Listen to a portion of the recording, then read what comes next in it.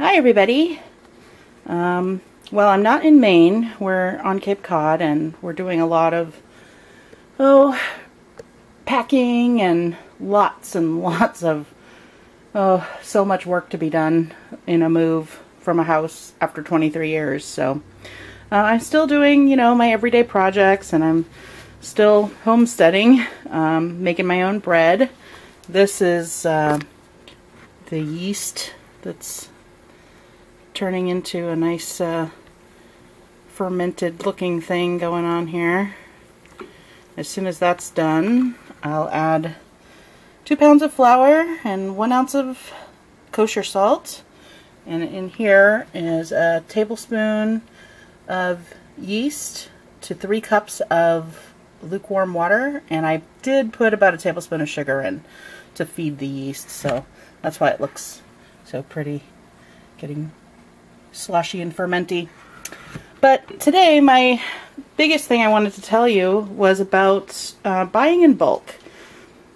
I have been buying flour in bulk because we do make our own bread at least 2 or 3 times a week, be it loaf bread. I do the sourdough. I also make biscuits. There's my recipe.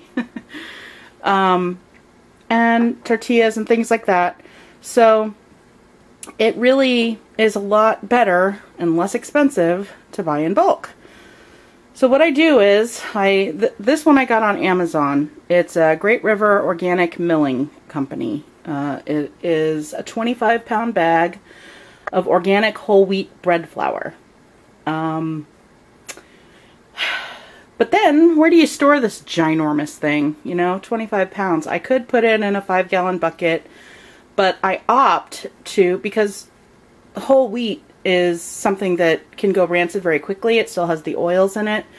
I decide to go ahead and break it down into 5-pound bags. So I have my scale, and my thing only holds 2.5 pounds at a time, so I do it twice into one bag. And then I put it in the freezer. Whole wheat really should be stored in the freezer if it's going to be stored for long periods of time. I know the expiration date on the bag says 12/10/15, but I go through it so fast that just putting it in my chest freezer down in the basement is plenty good for storage.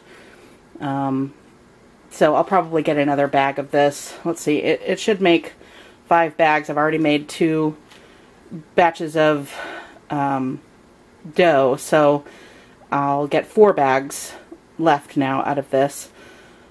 And yeah, I mean, it's so economical to do that. I don't remember how much I paid for this bag.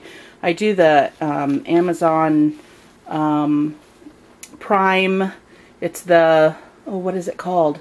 Subscribe and Save. And basically what you do is, if you get 5 things on your list when you put an order through, and you can change it whenever you want. You don't have to get it every month or even every 6 months. It's just whenever you want it, and it's so user-friendly and forgiving. The only thing that I have to say about it is that unfortunately, sometimes the prices change and they fluctuate, and sometimes you get a really good deal, and sometimes when you get it the next time, it's not as good. So if I put at least 5 items in my cart for that month that I decide to do a subscribe and save order, I get an extra 15% off, 15 to 20%. So it really just depends on, how much you use it, how often. I'll probably get another bag in, I don't know, another month or so. This'll probably last us a good month, maybe 2.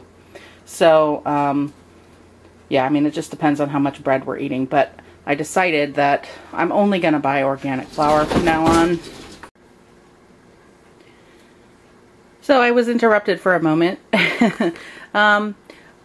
So what I was saying was, I really just think that, I learned how the conventional method of harvesting wheat uses a lot of pesticides. They'll spray Roundup. like 3 or 4 days before they harvest the wheat. And so, you know, that makes you sick. I feel like I may have a gluten sensitivity, but I'm not sure. Maybe I'm just sick of the poisons that they use to grow and harvest the wheat. So organic is definitely the way to go. There are so many great sources out there now. I really feel like the price you pay for organic is worth it. You're not really, especially when you make your own, you have so much more control over the ingredients and the quantity of what you're eating. And if you're spending more money on something, maybe you'll eat a little bit less of it. Eat more grains and legumes. I got a pot of beans getting ready to cook later on. They're soaking right now. Nice. But yeah, I mean, I love making this no-knead bread.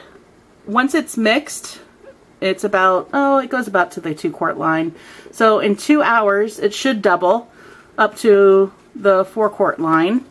And then I will put it in one of my cast iron pans, let it rise for another 40 to 50 minutes, and throw it in a 450-degree oven for about 25-30 minutes. And it makes this awesome, artisan-looking, gorgeous loaf of bread. And it doesn't get any better than that. It's whole wheat. It's soft. It's not like sliced bread. You know, it's an artisan bread. It's the kind you tear off in hunks, or I mean, we slice it and make sandwiches out of it. It's amazing. It's so good, and it's good for you. And I know exactly what's going in it. So basically, I just wanted to let you all know this, how easy it is. You know, it could be a little bit more expensive than what you're used to if you buy white conventional flour from the grocery store when it's $2 a bag, you know, and you stock up on that. That's great if you're not really thinking about the health effects of white flour. If you don't have any gluten or sensitivities to it, then, you know, go ahead.